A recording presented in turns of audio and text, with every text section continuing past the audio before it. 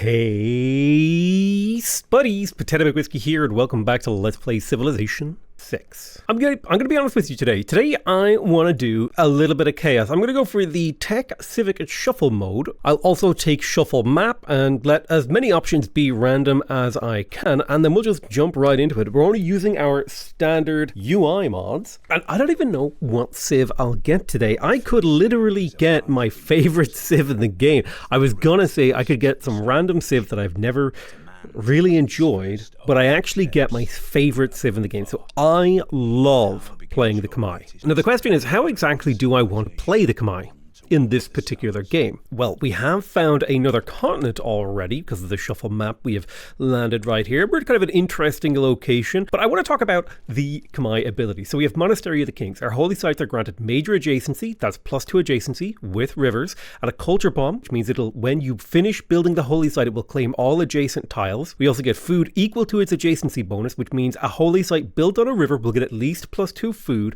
and it'll also get +2 housing if it's on a river. So in theory, if I were to place a holy site right here, right on this river, I would get 2 food, 2 housing, and 2 faith. Now there is also the river goddess pantheon, which gives you +2 amenities and +2 housing, which would be 4 amenities, 4 housing, 2 amenities, which is enough amenities to cover that housing, plus at least 2 food. That seems really powerful, plus we can double that food and +2 faith. So very, very powerful, right? So that's a lot of faith, it's a lot of growth. Now, how does that also help us? Well, we also have the Grand Barres ability, which is cities with an aqueduct receive +1 amenity from entertainment. So we just get straight up +1 amenity. We also get +1 faith for every population in the city. And farms provide +2 food if they are adjacent to an aqueduct and +1 faith if they're adjacent to a holy site. This means aqueducts give us not only a lot of food, they give us amenities and they give us faith. So already we're seeing a ton of synergy between building on rivers, and I could put like farms adjacent to this thing. This would be a +3 farm, which means we don't need to worry about adjacency and all that sort of stuff of farm adjacency. We have access to the Domri, which is not a particularly important unit. It is a really good timing attack unit. You can hit people pretty hard with this, but the Prasat gives you +6 faith. It's a unique building. It replaces the temple, so it is the tier 2 building in the holy site. It gives you 0.5 culture for every population in the city, and when you research flight, you get +10 tourism if this population is 10 or higher, or +20 tourism if the population is 20 or higher. So this is very much so a tourism civ, in my opinion, but it's a faith-based tourism civ, which might be an interesting game to do. Is that perhaps the direction that we want to go? Well, we are in a randomized tech tree, so we don't exactly have the luxury of being able to navigate through the tech tree in a really efficient way. But I do think I'm going to explore to the left and then to up, to have a little bit of a look here. There's kind of 2 major temptations here.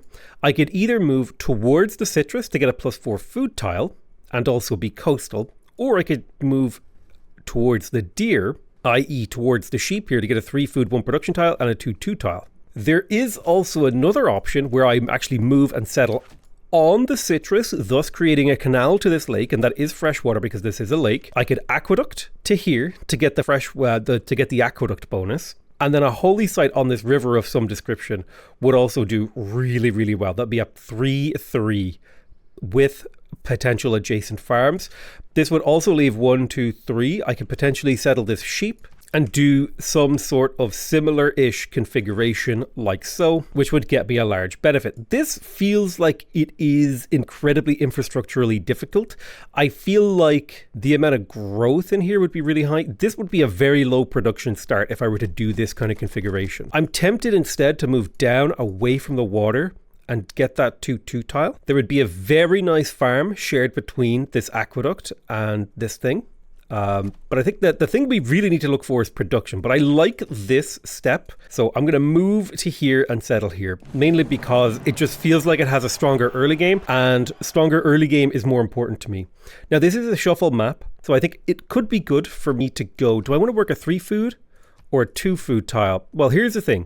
The trade-off here is, do I want to produce 25% faster, or do I want to grow 50% faster? And I think I want to grow 50% faster. I could build a scout in 6 turns or in 8 turns. And honestly, I think 8 turns is fine. Now, in terms of technology, I think our opening tech should definitely be animal husbandry, because if we can find horses, we can actually get some really nice early game benefits. For example, mostly just getting production and being able to build these tiles and then sell horses to the AI. So there's a lot of benefits for that. Okay, we have actually found a barb camp. This is a very early finding of a barb camp. I don't necessarily know if I want to try to clear it yet.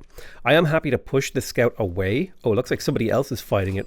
We have found Kabul, which is excellent. Now, if we take a moment to talk about Kabul, this is a militaristic city-state, which means with +1 envoy, we will get +1 production in the capital city, which means our capital city is now getting +1 production towards this scout. Now, this unit production bonus actually counts towards settlers and builders, so it's really quite powerful. Kabul itself, its bonus is kind of interesting. Your units receive double experience from battles they initiate. That could be quite useful if I do indeed decide to go for some sort of mid-game war. There is something to be said for settling on this zone.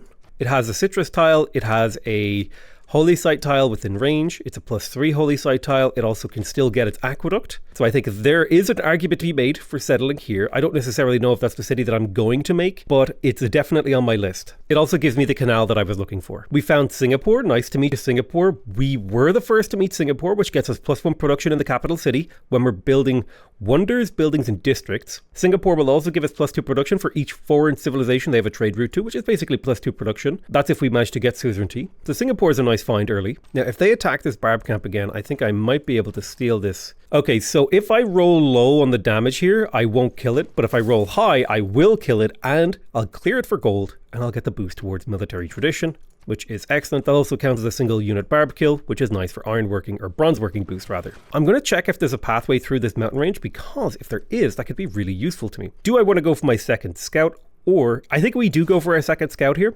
We're now producing scouts in 4 turns, thanks to the production from Kabul. And then we'll likely, after this second scout is finished, we'll likely go for our settlers. I'm going to hide the pins by pressing Shift S, which is part of the detailed map tax mod, which should be linked in my mod pack that I have made. Wow, it's a UI mod pack. Now, there is Zanzibar. We were not the first to meet Zanzibar, so we're not getting the gold benefit. Now, they give you cinnamon and cloves as part of their bonuses. So that's up to 12 amenities across your empires. These are someone we definitely want to try to make friends with eventually. Of course, they would block that mountain pass, making my scouting be a lot less efficient. We have managed to grab animal husbandry, getting us horses. And we did find horses in the capital, giving us a 3 food, 1 production tile, which is excellent, allowing us to grow. Now, I think I would rather the +1, although I don't think it makes a difference here in this particular scenario, so we'll leave it. Excellent. We actually did find astrology, so we're going to start teching astrology, and we will double pop settlers after we finish these scouts. There's actually a 1, 2, 3, there's an amazing campus here. We may want to kill the city of Zanzibar, actually, now that I'm thinking about this. It's in a premium location for the Khmer civilization. So a Domri push on Zanzibar might be really useful. And in fact, I think I might also do the same thing to Singapore. It's been a long, it's only in like recent Civ series have I really considered killing city-states. But look how cramped my land is. I think like a handful of Domries could obliterate Zanzibar. Now the Domri comes pretty early into the tech tree, although I can't point it out to you because we are in the shuffled tech tree. Yeah, I definitely feel like this is going to be a game where I kill Singapore. I want to take this with my scout because my scout won't trigger a heal because my warrior is damaged, so he's likely to trigger a heal. And the scout will also get experience from clearing that thingy. Can you get through here? Excellent. Okay, actually, this is brilliant. We found another potential city location. That is really unfortunate. I was hoping this, because the problem is we want both an aqueduct and a holy site in every city, which means we need a freshwater tile to connect to and a river tile to put the holy site on. This city will have to live without a holy site potentially. Now, the other option would be to settle off of freshwater, intentionally gimp my civilization, put an aqueduct here and a holy site here. This would allow me to get all the benefits. But I think what I'm going to do is I'm just going to sacrifice having a aqueduct. I think the holy site is more important. So I'll go for the holy site here. And then maybe I'll go for some sort of harbor play with this city. We could do a harbor game, although it's definitely going to be holy sites. Holy sites first and then potentially theater squares, depending on how we want to really advance to the next era. So there's Code of Laws. I'm going to go ahead and take... Well, I guess I don't have any barbs to fight, so I will take Survey. I will grab God King, or do I want... I think I'm going to take Urban Planning here, because I need to get these 2 settlers out ASAP. And the River Goddess Pantheon isn't like super contested, as far as I'm aware. +1 population of the capital is actually really nice. we can buy a 2 production tile, and we're going to tell the city to focus on production while we're building settlers. The reason for that being, if I lock all these in, right, 6 turns for a settler will shave not much production off, but just enough. You could argue that maybe I should have saved my money to buy a builder, because we do have actually really improvable tiles in the horse and the sheep, and I think that's a reasonable argument to make. I would love to get started on state workforce so that I can get a governor title. I don't know if I'm going to finish it. Maybe I should go for early empire first, because this one I'm likely to get the 6th population on. There is another player here to the east, so this first settler is probably going to head over this way to claim this river. There's also a really nice furs tile, so I'm trying to think about how exactly do I want to settle. I don't necessarily care about being coastal this particular game. This city will be relatively difficult to defend, but it would be worth it to hold it. This is an incredible holy site tile because it is both adjacent to the river and adjacent to 3 mountains. Now, I could put the city somewhere on this tile, coastal, or here. If I nestle the city on the coastline, I have a reinforcement angle from the west once I can cross the water. However, if I settle the city here, I get to make use of the river more effectively for defensive purposes. And then if I nestle the aqueduct right there, I bring this up to a +6 adjacency theatre square, or 6 adjacency holy site, which has some really nice benefits. We'll get access to those furs early. It's right on the border with another player. So I think this is the preliminary planning. I don't know if that's the plan we're going to go with, but at least it's up there on the sort of scale. I'm concerned about meeting this player, but I will. It's Babylon. It's an honor to meet you. Would love to sample your hospitality. I'm going to go ahead and immediately send Babylon a delegation, and I'm going to see if he wants to buy my horses. No. He hasn't yet found a need for that. He has a holy site already. Wow. I'm shocked by that. So he's going to be first religion for sure. He has 2 holy sites. I heard a barb camp appear. It looks like it appeared actually in a really advantageous location for me, so I should be able to clear that relatively easily. Yeah, I definitely feel like I'm going to be killing Singapore and Zanzibar this game if Babylon doesn't kill Zanzibar before me. We found Uluru, which is +2 culture and +2 faith to adjacent tiles. It's a very nice desert natural wonder. There's astrology boosted, so I can now place my holy sites to lock in their price. I'm going to place that one. Do I want to go double settler or do I want to just go single settler holy site? What do I need to clear copper? I would need to get mining. So let's start researching mining. I think I might go here and recruit triple slinger in this city to defend myself while I go holy site in the capital. Okay. We have found Fez as well. Let's attack this barb camp and then we'll take a few turns to heal. I think I have to aggressively forward settle Babylon in this game. It's my only real choice. And then I might have to aggressively go for a holy site because I was expecting to have time to get my religion. But if there's if there's one religion already going, so there's a maximum of 5 religions that can be founded, I believe. There are 8 civs, which means 5 religions. I think I can risk it. I think we'll look at what's happening next turn and then we'll decide whether or not we want to risk going for a triple settler, a double settler opener. The typical religion opener is 1 settler into holy site, but because we were playing on a shuffle map, I was kind of thinking maybe I could get away with not going straight for my holy site, but that really depends. Here's the thing. I could build a settler in 12 turns, or I could have a holy site providing me with 3 faith per turn and 3 food per turn in 7 turns. So I think we go for that holy site because that's just an astronomical amount of food. If it's in the case of holy sites, it would be an astrological amount of food. Let's keep on whacking this barb camp. You just attack him and then heal for a little while. I know that this land is relatively safe from barbarians, so I'm feeling very safe to walk my settler here unescorted. I don't believe that I'm going to have a Lewis moment, and if I do, I'll just delete the footage. Hopefully Morbus does not insert it into some future video. We shall go ahead and take the battle cry promotion. That'll give us +7 on the attack, which will make us be able to clear this barb camp much more easily. We'll also get some era score for clearing that. And we are finding a lot over here. This big old desert is something I don't care about. I am kind of worried about the potential Babylon settler heading west, but we should be able to get over here and claim this land. Let's attack here. And we're getting good discovery. Now, Babylon can be a good neighbor. I think one thing that I would really like to do early is to go for foreign trade and immediately begin trading with him to build roads. But more than building roads, I'm trying to build friendships. So it looks like 1 religion has gone. Shinto has been founded, and he took Feed the World because, of course, the AI always takes Feed the World, which is my favorite thing to go for as Khmer, but that's okay. That's the way the cookie crumbles. Sometimes, like, there was no way I was getting that. He literally beelined holy sites. And he's a deity AI, so he starts with 3 cities and he gets like an 80% production boost or something ridiculous. So of course he's going to get there first. There's very little you can do. That's why I often, like, things like that are often just a dice roll, right? Which is why, like, when people When people often ask me like, hey, why don't you do XYZ challenge? Because what I see in my future is like restarting a game over and over until I get a God Seed. Far more interesting to me is to just play the game as Civ and then like explore what happens. So there's a +3 era score. We are potentially looking at a golden age here. I'm going to go ahead and found this city. That will get me another +2 era score. So I need 4 era score to do that. What is the average amount of time that we're expecting to stay in this era for? 14 turns at least. So if I were to do 2 holy site prayers, I could potentially finish a religion very quickly. I could also go for the shrine. I'm going to come in here. I'm going to buy the foxes tile because it's a 2 food, 3 production tile. I'm immediately going to start 3 slingers. And the goal of the 3 slingers is to defend this city from a potential Babylon attack, and mainly just to raise up my military strength and make me look a little bit more scary. Normally I would go straight for a monument in this newly settled city, but because it's on a border with the AI, I have to be a little bit more careful about what I do. I'm really tempted to go for the shrine here. I think I can get away with the shrine. If we think about the expected return on running a holy site prayer, you get 15% of the holy site prayer completion as points. Let's say it's 35 production. That means I'm getting what, like 1.5 turn? I think the shrine is a better return on investment because nobody else has started a holy site. So I think I can get away with it. And that's often that's really the question you're asking yourself when you're playing almost any strategy game. It's not like, oh, what strategy do I want to do? Or, you know, what am I going to pursue? Or how am I going to go about things? It's like, what can I get away with?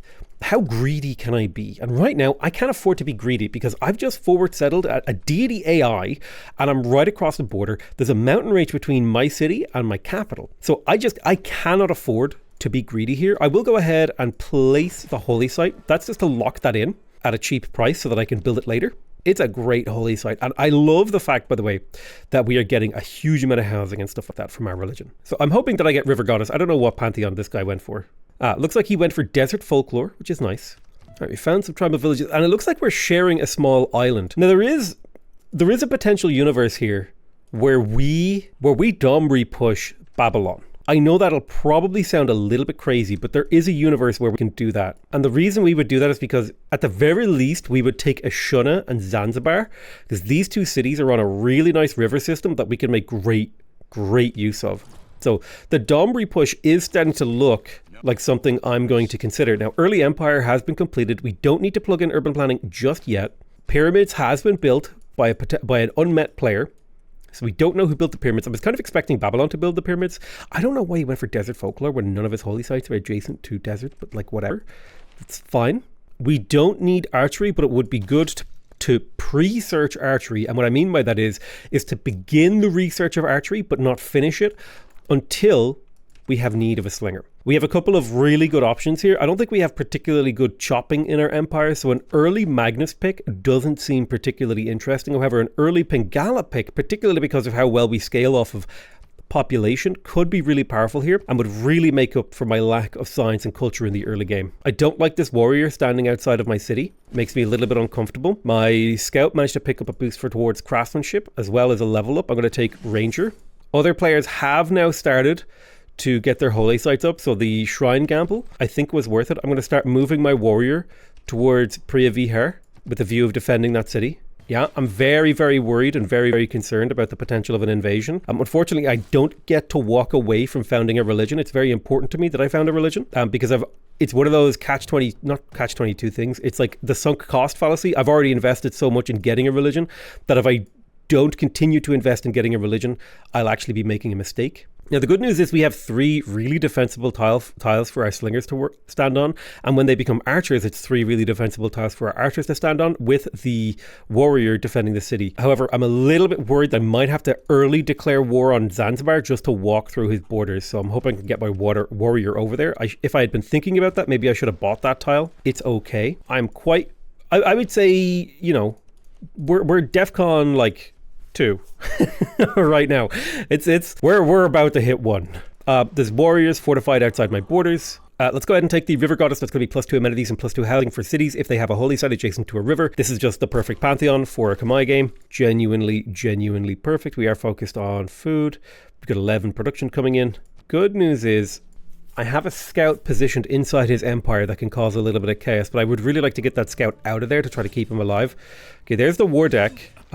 Even Zanzibar is in on the war right now, which is super not good. I mean, there's nothing I can do from Anchor Thom. God, did he really get suzerainty of this? Literally nothing I could have done here, I think. Wow, just raised. Well, what do I do here? Like I said, there was nothing I could have done there. I took a really big gamble. I guess something I could have done is if I could have walked the warrior over here, I could have used my scouts a little bit better in terms of their positioning to keep my city safe. Instead of exploring, I could have kept a scout like on this tile. But honestly, the thing is, I did something greedy, thought I could get away with it, and I didn't. I just didn't get away with it. Unfortunate, but not game ending. It's a setback for sure. Let's go ahead and fortify on this river pass. We will eventually come back through here and we'll retake this land. Do I pillage for faith? I think this scout is dead, basically no matter what I do. So pillaging for 36 faith here at least disrupts his economy slightly and gets me a little bit of value. I think I could have defended that had it not been for Zanzibar also being in on the war. That made it basically guaranteed that I was dead. There's literally no tile that I can escape to. So I'll escape to let Zanzibar kill me. I'd rather Zanzibar get the kill than my enemy. Perfect. So Zanzibar got the kill. And I'm also kind of glad that Zanzibar killed the city rather than he stole it. So we've got 13 points until we get a religion. There's 10 turns left. One religion has been founded. Early empire has been done. I guess we could just go double settler here. We have 2 pastures that are worth improving, 3 pastures that are worth improving. So I'm going to go builder, settler, settler, maybe builder, monument, settler, settler. I think that might be a little bit better. I need that culture. Yes, and then that delays the construction of the settler until I can plug in the settler construction card. Perfect. The monument has a really good return on investment, so we'll wait. But there's archery. Had we been able to hold that city until archery, we might have been able to make something happen there. Unfortunately, we were not able to do that. Let's go ahead and start looking to tech to the next era. I'll head towards the wheel. And I only just got my trader, so I wouldn't have even been able to improve my relationship with Babylon until now. So yeah, it was just like in that window of when there's nothing you can do to defend against the AI, which is honestly, that's on me, you know? Like that was a choice I made. We are going to rush the Prasat because it's such a good building. +6 faith and half a culture for every population in the city. It's a very important building. I do need to found a religion. I would like to get a golden age. A little bit of like my faith gain could be quite powerful for me in the next era. Okay, so Buddhism is gone. They took choral music, which was potentially one of the ones that I wanted to go for. Okay, so my 2 favorite ones have been taken, choral music and feed the world. That's okay. Let's get the horses online. That's going to be +1 production in the city. How long until our religion is founded? 3 turns. As long as nobody completely obliterates me on that front, we should be fine. 2 turns. Let's go ahead and create another pasture. There's +1 production. It's an archer blasting my warrior. Thankfully, he's in relatively defensive terrain, so that's fine. I think someone literally just got a great profit like the turn before me. So I need to like found my religion now. And I have no idea what kind of religion I'm going to go for. I will call this the milk of the land because we are all about rivers. So if we take a look at a couple of choices that we have here. Reliquaries used to be the meta pick for Khmer. Divine Inspiration is more of a China thing. Zen Meditation can kind of work. Work ethic is good too because we have relatively high adjacency. That would mean we would get at least 2 food, let's say at least 3 food, at least 3 faith, and at least 3 production from every holy site, right? And then if we plug in the holy site adjacency card, we would get at least 6 production. That's like 2 mid-game grassland hill mines. I mean, in a perfect world, I would be taking Feed the World, but I can't do that. So I have to like take something else. Oh God, I forgot clicking off actually completely changes your religion. Milk of the land, which is rivers. My people believe in hard work. So I like that +6 production. Cross-cultural dialogue is kind of an interesting choice here, especially because we'll grow quite a bit. That would help me. I mean, science and production would help me in a clapback domination game where I try to kill my neighbor. We can also just go for some sort of mid-game push as the Khmer with cross-cultural dialogue. And I think I like that play. So I'm going to take cross-cultural dialogue. I'll found that religion. We have a good mixture of food, amenities, housing, production, and science coming from our religion, which I'm very happy about. This poor warrior is getting blasted. I think he can tank for 1 more turn before I'll have to retreat him. There's masonry, so we can build walls. We would have only been now able to build walls in that city, for example. Like this is... Oh, shoot. I forgot to change into the card towards settlers. That's fine. We are going to go into a golden age, and I think it's a pretty obvious monumentality golden age here. Monumentality will allow us to purchase civilian units with faith, builders and settlers will be 30% cheaper and +2 movement for all builders. So let's have a look. How much would it be for a settler? So in a couple of turns, I could buy a settler. I could also buy a trader if I wanted the gold. If I get a trade route, I would reveal the place where the commercial hub is on the tech tree. This city right here sucks, but it might be the only real, like, 1, 2, 3. It might be the only real viable option to settle a city in this, like, area. I need backup cities, basically. And there is a really crappy tundra city up here. Like a pair of tundra cities, but it does get me access to a bunch of luxury tiles, so that might be worth it. I'm thinking, let's see this. I'm a little bit sad that my sheep tiles are possibly going to get pillaged here. I mean, it's not the end of the world again, but I will attack just to soften this guy up because I'll get efficient damage here and then I'll be able to heal. And that hopefully will make him leave. And it did, actually. So I think I want to go settle the T, because it's going to be +1 science per turn. It's going to be an efficient use of my settling time. How much for a settler now? 195. That's okay. We don't have many tile improvements that we need to do over here either. +1 era score for completing theology. I would like to get the temple ASAP. So we're going to finish this settler and then go for the temple and probably buy my fourth settler. I'm really sad about the city. I wish I could sneak in and potentially settle this again. I wonder, can I piece him out? Same thing again? Am I just going to do the same thing again? Oh, man. Am I going to try to get away with it? What if I turn this settler? No, it would be madness to turn this settler around, but I will settle here. They're sailing boosted. We get +1 science per turn. I definitely need to find bronze working so that I can actually place this, but we will immediately go for the monument for the +2 culture. That's fine. This is a coastal city, so well, it's a coastal river city, so it doesn't need the granary. Normally, coastal cities need the granary early to allow them to grow. It is working a 2 food, 2 production tile, which is a solid early tile. I think we do go for political philosophy here. There's something to be said for going for classical republic. That +1 housing and amenity is really nice. My religion is getting killed. So I need to buy my own missionary, which means I'm not going to be able to faith buy settlers, which is fine.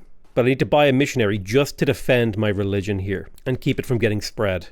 So 2 pops of Shinto will hurt. I'll also move over here to get the passive spread for Anchored Thom. I'm going to move this warrior over. There is a missionary on the way. Let's pop in here, convert Anchored Thom. That'll give me +1 passive spread, which will be, I know it's not much, but at least counteract some of the Shinto spread coming in. I won't be able to afford another missionary for a little while, but it's okay. I think bronze working might be behind this tech here. So I'm going to try and research that. I'll go riding irrigation into the unrevealed technology. Okay, so he just settled Mari. That city sucks. I will be raising it as soon as I have Domries. And he is converting Anchored Thom. I think the longer I wait, the better, because if I wait until he uses all of his spreads, then I have a chance.